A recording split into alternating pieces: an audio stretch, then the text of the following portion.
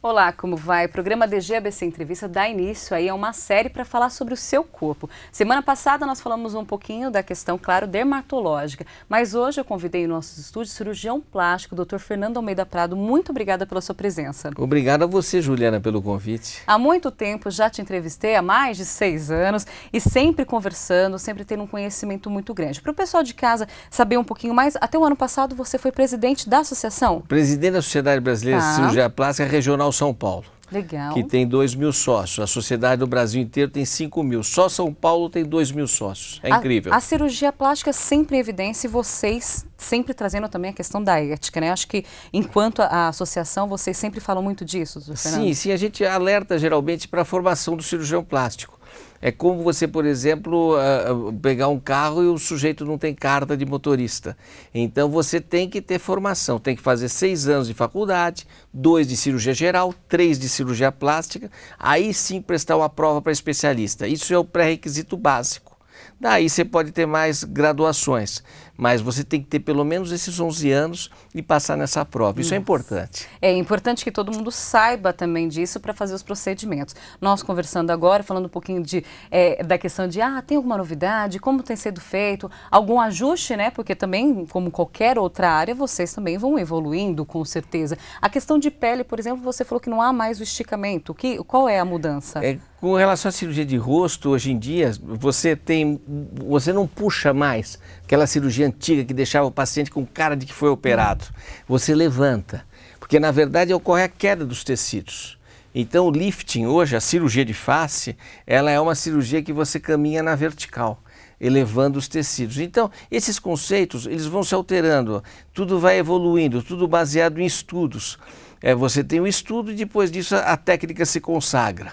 Então é muito importante tudo isso, essa graduação científica para que você tenha aí bons resultados. Até porque, né, ainda mais na questão da cirurgia, não se mexe só na estética, né? Com certeza é a medicina envolvida nesse assunto. E por falar nessa época do ano, principalmente que provavelmente as cirurgias elas têm um aumento muito grande, deixar de falar de silicone. Continua sendo ainda a maior evidência? Sim, eu diria, uma pesquisa que nós fizemos, a prótese de mama, a colocação dos implantes de mama e a lipoaspiração são as cirurgias mais realizadas.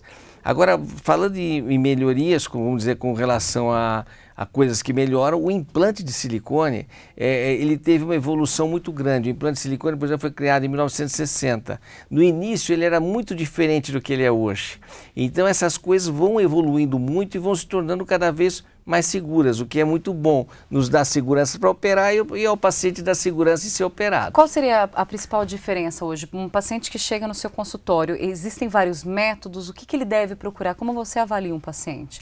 Não, assim, o paciente quando deve procurar, se o médico tem essa graduação, deve ir ao consultório do médico, conversar com o médico, se sentir à vontade com o médico, deve fazer todas as perguntas, tem que fazer uma consulta e deve conversar com outras pacientes operadas por esse médico. Então o paciente tem que se sentir à vontade com o médico, tem que procurar um bom hospital para ser operado, isso é o médico que vai direcioná-lo. Então, se cercando de todas essas condições, a probabilidade de dar tudo certo é muito grande. A certeza que vai dar tudo certo, só Deus poderia dar.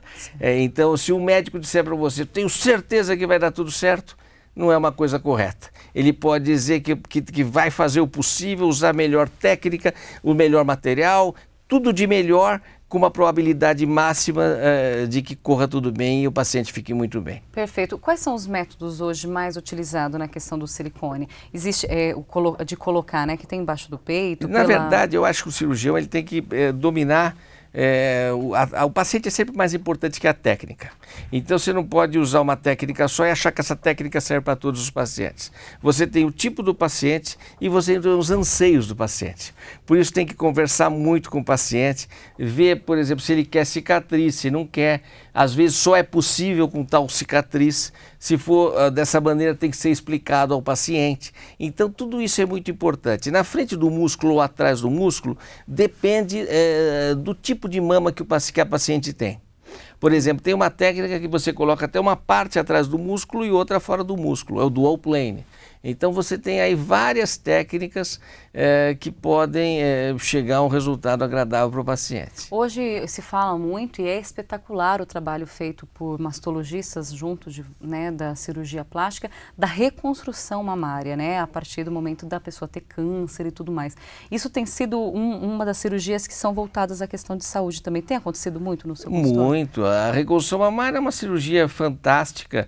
Ela, antigamente, a paciente fazia a mastectomia, ficava sem a mama, aí surgiu a reconstrução imediata e tudo evoluiu muito. Então, eu acho que a própria oncologia percebeu que o fato da mulher ter mama, não ficar sem a mama, melhora muito a recuperação dela. Então, a autoestima é muito importante para o paciente. Se o paciente se sentir bem, se sentir melhor, ele tem mais condições de enfrentar uma doença, ele tem mais condições de ser feliz na vida particular e até de fazer as pessoas que o cercam mais felizes.